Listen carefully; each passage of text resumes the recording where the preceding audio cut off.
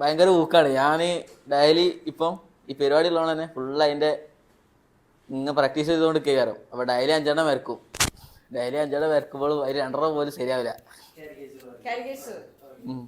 ഇതിങ്ങനെ ഇന്ന് പിന്നെ ഭാഗ്യത്തിന് ഇത് കണ്ട് വർക്ക്ഷോപ്പിൻ്റെ ഡീറ്റെയിൽസ് കണ്ട് വിളിച്ച് അങ്ങനെ പോകുന്നതാണ്. അല്ല നീ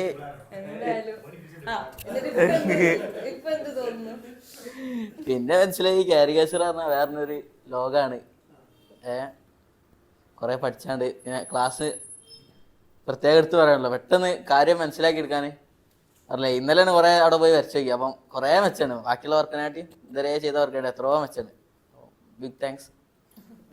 ഞാൻ ആളെ സ്റ്റൈലിൽ ഇഷ്ടപ്പെട്ട ആരൊക്കെ ഉള്ളത് വേറെ തന്നെയാ. നിങ്ങൾ സ്ക്രിബിള് ചെയ്യണ പോലെ തന്നെ നല്ല രസമുണ്ട്. ഇത് കണ്ടിന്യൂ ചെയ്ത് പോയാൽ നല്ല രസമായിട്ട് നമുക്ക് വർക്ക് ചെയ്യാൻ പറ്റും കേട്ടോ. അത് ഞാൻ സ്പെഷ്യലായിട്ട് തന്നെ പറയാണ്. ഒരു സ്പെഷ്യൽ ആയിട്ടുള്ള ഒരു സ്റ്റൈലുണ്ട്. ഇപ്പോഴേ സ്റ്റാർട്ടിങ്ങിലേ അത് വന്നിട്ടുണ്ട്. നന്നായിട്ട് കൊണ്ടുപോവാം. പിന്നെ എന്തായാലും എന്താ ഇവന്റ് ഉണ്ടെന്നല്ല പറഞ്ഞത്. അന്നേരം എന്തായാലും നല്ല ഒരു എക്സ്പീരിയൻസ് ആണ്. ആൾക്കാരിൽ നിന്നൊക്കെ നന്നായിട്ട് കിട്ടും.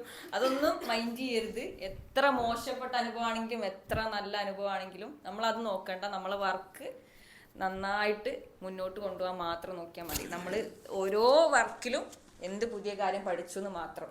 അല്ലാതെ പ്രോത്സാഹിപ്പിക്കുമ്പോൾ ഒരിക്കലും ഇത് അത്രയായി എന്ന് വിചാരിക്കരുത്. അതുപോലെ തന്നെ എത്ര മോശമായിട്ട് പറഞ്ഞാലും അത് നമ്മളെ ബാധിക്കരുത്. വർക്ക് നന്നായിട്ട് മുന്നോട്ട് പോകാം കേട്ടോ. ക്ലാസ് നല്ല അടിപൊളി ക്ലാസ്സാണ്. കാരണം പെട്ടെന്ന് ക്യാച്ച് ചെയ്യാൻ പറ്റില്ല ഓരോ കാര്യങ്ങളും. അതിൻ്റെ നമ്മളോരോ സാധനത്തിൽ കയറുമ്പോൾ അതിൻ്റെ അത്രത്തോളം ഡീപ്പായിട്ട് അതിൻ്റെ പുറകെ ഉണ്ട് എന്നുള്ള മനസ്സിലാവുള്ളൂ. ഇപ്പോൾ ഇന്നലത്തെ ആ ക്ലാസ്സിൽ തന്നെ നമ്മൾ പോകുമ്പോൾ ഫുൾ ഒബ്സർവേഷനാണ്. ഇന്നലെ പോകുമ്പോൾ കംപ്ലീറ്റ് ഓരോ ആൾക്കാരെ കാണുമ്പോഴും ഇയാളെ ഫേസിലെന്താ അയാളെ ഫേസിലെന്താ ശരിക്കും അങ്ങനത്തെ നമ്മൾ ഇതാവും. നമ്മളൊരു കാര്യം പഠിക്കുന്നത് വരെ നമ്മൾ അതിനെക്കുറിച്ച് ശ്രദ്ധിക്കില്ല. പഠിച്ചാലാണ് ഇതിൻ്റെ ബാക്കിൽ ഇങ്ങനെയൊക്കെ ഉണ്ട് എന്ന് മനസ്സിലാവുള്ളൂ. അതൊരു സംഭവം തന്നെയായിരുന്നു. പിന്നെ നല്ല ക്ലാസ്സാണ്. ഒരുപാട് കാര്യം കിട്ടി. അപ്പോൾ പ്രാക്ടീസ് ചെയ്താൽ ഇനിയും ബെറ്ററാക്കാം. പിന്നെ കുറേ സ്റ്റൈലുകൾ എന്തൊക്കെയാണെന്നുള്ളത് മനസ്സിലായി. നൈസ്. പിന്നെ എൻ്റെ ലൈഫിൽ ആദ്യമായിട്ടാണ് ഒരു ക്ലാസ്സിൽ ആർട്ടിൻ്റെ ക്ലാസ്സിൽ വരുന്നത്. അല്ലാതെ ഞാൻ വരയ്ക്കാറുണ്ട്, പക്ഷേ സ്വന്തമായിട്ട് ട്യൂട്ടോറിയൽ അങ്ങനത്തെ സാധനങ്ങളൊന്നും വിചാരിച്ചില്ല. അതുപോലെ കുറച്ച് കാര്യങ്ങളൊക്കെ വരച്ചിട്ടുണ്ട്. കാരിക്കേച്ചറും ഇതേപോലെ വരച്ചിട്ടൊക്കെ ഉണ്ട്, പക്ഷേ അങ്ങനെ കോൺഫിഡൻ്റ് ആയിട്ട് വരച്ചൊന്നുമല്ല. ഒരാളിങ്ങനെ നിർബന്ധിച്ചപ്പോൾ ചെയ്തെന്നല്ലോ. പിന്നെ എനിക്ക് തോന്നി ഇത് പഠിച്ചാൽ നല്ലതായിരിക്കും എന്നൊക്കെ ഒരു തോന്നലുണ്ടായപ്പോഴാണ് ഈ ഒരു ആഡ് കാണുന്നത്.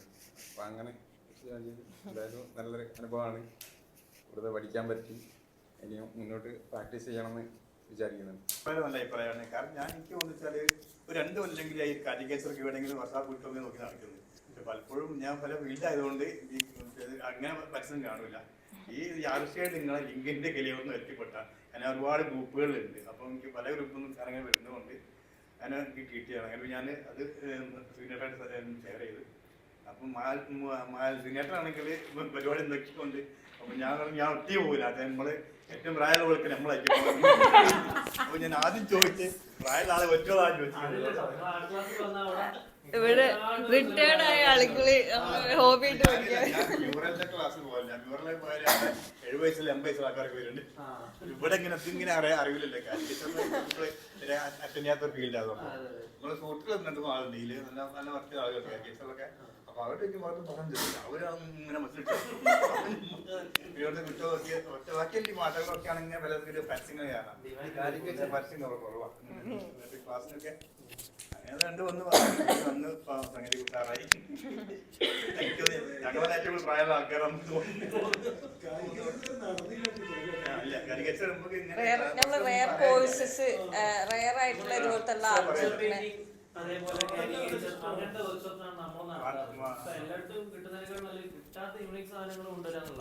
നമ്മൾ വർക്ക് ചെയ്യുന്നത് ഇപ്പോൾ 2-3 വർഷത്തോളമായി നമ്മൾ വർക്ക് ചെയ്യുന്നത് ഇതിൻ്റെ മുകളിൽ തന്നെ. കാരണം ഞങ്ങളൊരു ഇത് സ്റ്റാർട്ട് ചെയ്യുന്നതിന് മുമ്പേ ഈ സ്ഥാപനമൊക്കെ നമ്മളിപ്പോൾ 2 റീറ്റെയിൽ ഉണ്ട് ഇവിടെ, ഗോകുലം മാളിലും ബ്ലൂ ഡയമണ്ടിലും ഉണ്ട്. അതേപോലെ ഈ ഇൻസ്റ്റിറ്റ്യൂട്ട് ഇപ്പോൾ ഇവിടെ ഉണ്ട്. ഇതൊക്കെ സ്റ്റാർട്ട് ചെയ്യുന്നതിന് മുമ്പേ ഞങ്ങൾ ലൈവ് ബീച്ചിൽ ചെയ്യാറുണ്ടായിരുന്നു. അന്നൊക്കെ എന്ന് വെച്ചാൽ വല്ലാത്തൊരു അനുഭവമാണ്. വെള്ള ഷർട്ടും വെള്ള ഷൂവും വെള്ള മുണ്ടോ കൊടുത്ത് വന്നിട്ട് ഓരോരുത്തർ പറയും ഇതെന്താ ഇത് എന്ന് പറഞ്ഞ് കീറി എറിഞ്ഞ് ആൾക്കാർ ഞങ്ങളുടെ അടുത്ത് പോയിട്ട് അത് ഫ്രീ ആയിട്ട് വരച്ചു കൊടുത്തിട്ട്.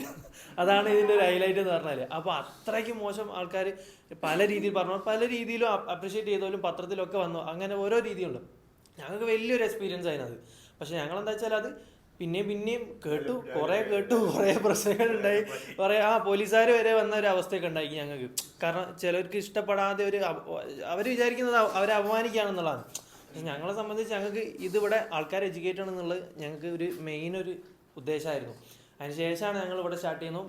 ഞങ്ങളെ ഇപ്പോഴും ഞങ്ങളെ കാരിക്കേച്ചറാണ് ഞങ്ങളെ മെയിൻ ഐറ്റം എന്ന് പറയുന്നത്. ഞങ്ങൾ സ്റ്റാളിലൊക്കെ പോയൊക്കെ ഞങ്ങൾ കാണാം. ഡിജിറ്റൽ കാരിക്കേച്ചർ നമ്മൾ കോഴിക്കോട് ഇൻട്രൊഡ്യൂസ് ചെയ്തതും ഈ റീറ്റെയിൽ ഈ സെയിൽസിൽ ഇൻട്രൊഡ്യൂസ് ചെയ്തതും നമ്മൾ തന്നെയാണ്. അപ്പോൾ ഇതിൽ എങ്ങനെ ആൾക്കാരെ എഡ്യൂക്കേറ്റ് ചെയ്യാം, അതിന് നമ്മളെ ഇപ്പം നമ്മളെ ആർട്ടിസ്റ്റുകളാണെങ്കിൽ നമ്മൾ ആദ്യം പറഞ്ഞു കൊടുക്കും. വരുന്ന കസ്റ്റമറോടായാലും അത് അവയർനെസ് കൊടുക്കുക.